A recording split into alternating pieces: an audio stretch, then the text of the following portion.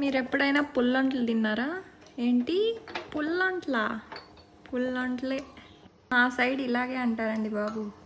ఇంకా మా పిన్ని వాళ్ళైతే నెల్లూరులో ఉన్నారు, వాళ్ళైతే పులిబొంగరాలు అంటారంట. మేము కర్ణాటకలో ఉన్నాం కదా, ఇక్కడైతే పడ్డు అంటారు. వీటి కోసం పులిసిన దోసపిండి అయితే బాగుంటుంది. 3-4 డేస్ పులిస్తే పిండి పుల్లంట్లు బాగా వస్తాయి. వెనుకటికి మా అమ్మమ్మ వాళ్ళు దీనికేం తిరుగుబాటు వేసేవారు కాదు, డైరెక్ట్గా పిండిలోనే ఎర్రగడ్డ, పచ్చిమిర్చి, కొత్తిమీర, ఉప్పు, వంట సోడా వేసి చేసేవారు. ఇప్పుడు మనం కొంచెం ప్యాషన్ కాబట్టి తిరుగుబాటు వేసుకొని తింటాము. వీటిని చేయాలంటే ఓపిక కూడా ఉండాలి. వీటిని సిమ్ టు మీడియం ఫ్లేమ్ మధ్యలో పెట్టుకొని చేయాలి. వీటిని మీ సైడ్ ఏమంటారో కామెంట్ చేయండి. వీటిలో శనగ్గింజల చట్నీ కాంబినేషన్ బాగుంటుంది. అమ్మ ఏం చేస్తాను?